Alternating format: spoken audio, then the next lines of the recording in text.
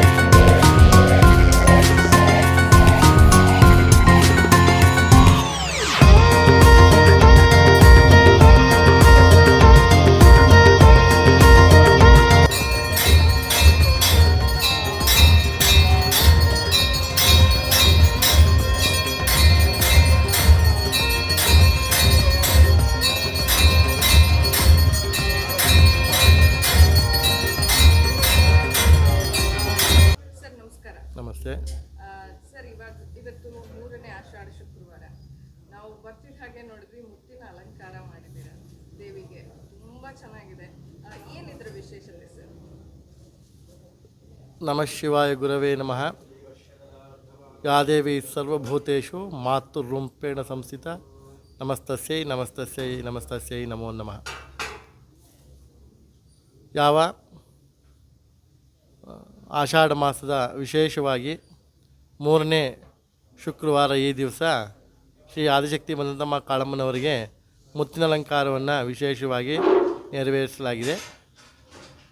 ಮುತ್ತಿನ ಅಲಂಕಾರ ಕಾರಣ ಅದು ಶಾಂತಿಯ ಸಂಕೇತ. ಮುತ್ತು ಸಮುದ್ರದಲ್ಲಿ ಸಿಗ್ತಕ್ಕಂಥದ್ದು, ಸ್ವಾತಿ ಮಳೆ ಮುಖಾಂತರ ಆಗ್ತಕ್ಕಂಥದ್ದು, ಮತ್ತು ಅದು ಬಿಳುಪು, ಅದೆಲ್ಲವೂ ಕೂಡ ಶಾಂತಿಯನ್ನು ಸಾರುತ್ತೆ. ಅಮ್ಮನವ್ರಿಗೆ ಶ್ವೇತಾಂಬರೆ ಅಂತಲೂ ಕರೀತಾರೆ. ಅಮ್ಮನವ್ರಿಗೆ ಬಿಳಿ ಅನ್ನೋದು ಬಹಳ ಅಚ್ಚುಮೆಚ್ಚಿನಾದಂಥ ವರ್ಣ. ಆದ್ದರಿಂದ ಅಮ್ಮನವರಿಗೆ ಶಾಂತಿ ಸ್ವರೂಪವಾದ ಮತ್ತು ಶಾಂತವಾದ ತಂಪನ್ನು ನೀಯತಕ್ಕಂಥ ಮುತ್ತಿನಿಂದ ಅಲಂಕಾರಗಳನ್ನ ಮಾಡಬೇಕು ಅಂತ ದೇವಿಯ ಪ್ರೇರಣೆ ಆಗಲಿ. ಆದ್ದರಿಂದ ದೇವಿಯ ಪ್ರೇರಣೆ ಮೇರೆಗೆ ಈ ದಿವಸ ಮುತ್ತಿನ ಅಲಂಕಾರವನ್ನು ನೆರವೇರಿಸಲಾಗಿದೆ. ಇದೆಲ್ಲ ಭಕ್ತಾದಿಗಳ ಸಹಕಾರದಿಂದ ನೆರವೇರಿದೆ. ಎಷ್ಟು ಗಂಟೆ ಕಾಲ ಸರ್ ಈ ಒಂದು ಅಲಂಕಾರ? ಇದು ಸುಮಾರು ನಾವು ಒಂದು 10-12 ದಿವಸದಿಂದ ಇದು ಮುತ್ತಿನ ಅಲಂಕಾರವನ್ನು ನಾವು ಪ್ರಿಪೇರ್ ಮಾಡ್ತಾಯಿದ್ದೀವಿ. ಇದನ್ನು ಹೋಲ್ಡ್ ಮಾಡಿ ಅದರ ಮೇಲೆ ಮುತ್ತುಗಳನ್ನ ಅಂಟಿಸಿ ಅದಕ್ಕೆಲ್ಲ ಅಲಂಕಾರ ಮಾಡಿ ಇದೆಲ್ಲ ಒಂದು 10 ದಿವಸದಿಂದ ನಡೀತಾ ಇದೆ. ಇವತ್ತು ಅಭಿಷೇಕ, ಸಹಸ್ರನಾಮ ಪಾರಾಯಣ, ದುರ್ಗಾ ಸಪ್ತಶತಿ ಪಾರಾಯಣ ಇವೆಲ್ಲ ಮುಗಿದು ಸದ್ಯ 7 ಗಂಟೆಯಲ್ಲಿ ಮಹಾಮಂಗಳಾರತಿ ನೆರವೇರಿದೆ. ಭಕ್ತಾದಿಗಳು ಈಗಾಗಲೇ ಬರ್ತಾ ಇದ್ದಾರೆ. ದೇವಿಯ ದರ್ಶನವನ್ನು ಮಾಡಿ ಎಲ್ಲರೂ ಪುನೀತರಾಗ್ತಾ ಇದ್ದಾರೆ, ಪುಳಕಿತರಾಗ್ತಾ ಇದ್ದಾರೆ, ಸಂತೋಷವನ್ನು ಹೊಂದ್ತಾ ಇದ್ದಾರೆ. ಎಲ್ಲ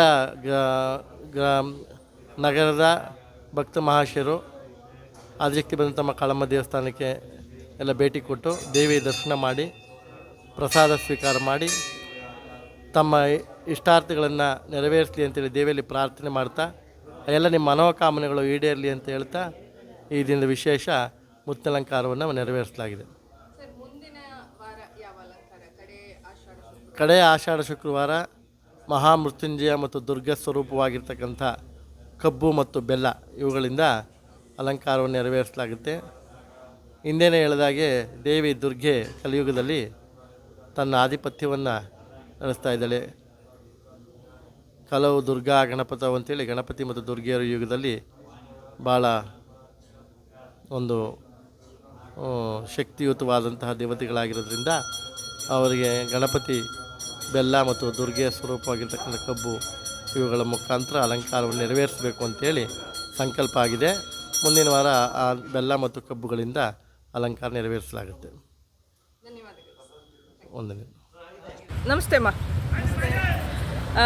ಇವತ್ತು 3ನೇ ಆಷಾಢ ಶುಕ್ರವಾರ. ನಾನು ಪ್ರತಿ ವಾರ ನಿಮ್ಮನ್ನೆಲ್ಲ ನೋಡ್ತಾನೇ ಇದ್ದೀನಿ. ಎಷ್ಟು ವರ್ಷದಿಂದ ಈ ದೇವಸ್ಥಾನಕ್ಕೆ ಬರ್ತಾ ಇದ್ದೀರಾ? ನಾವು ಈ ದೇವಸ್ಥಾನ ಸ್ಥಾಪನೆ ಆದಾಗಿಂದ ಬರ್ತಾ ಇದ್ದೀವಿ. ನಮ್ಮ ತಂದೆನೇ ಇದಕ್ಕೆ ಅಧ್ಯಕ್ಷರಾಗಿದ್ದು. ಓಕೆ.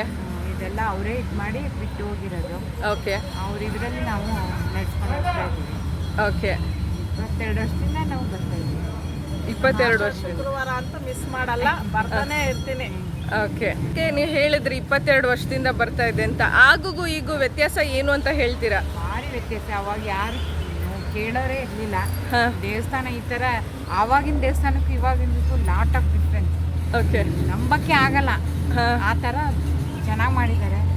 ತುಂಬ ಖುಷಿ ಆಗುತ್ತೆ. ಓಕೆ.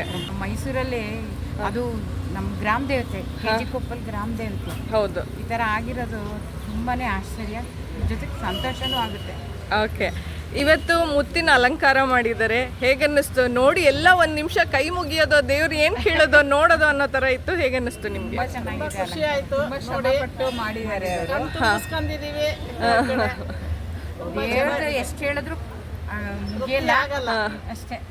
ಪ್ರತಿಯೊಬ್ಬರ ಬಗ್ಗೆ ತುಂಬ ನಮಗೆ ನಂಬಿಕೆ ಇದೆ. ಇದು ನಮ್ಮ ಗ್ರಾಮ ಶಕ್ತಿ ದೇವತೆ ಅದರಿಂದ ನಮಗೆ ಏನೇ ಅಂದ್ರೂ ಧನುರ್ಮಾಸದಲ್ಲೂ ಪೂರ್ತಿ ಬರ್ತೀವಿ. ಓಕೆ. ಒಂದು ತಿಂಗಳು ಪೂರ್ತಿ ಬರ್ತೀವಿ. ಓಕೆ. ಶುಕ್ರವಾರ, ಮಂಗಳವಾರ, ಈ ಆಷಾಢದಲ್ಲಂತೂ 4 ವಾರ ಮಿಸ್ ಮಾಡಿ. ಓಕೆ. ಈ ಥರ ಸರ್ವ ಜನ ಸುಖಿನೋ ಭವಂತು, ಎಲ್ಲರಿಗೂ ಒಳ್ಳೇದು ಮಾಡಿ.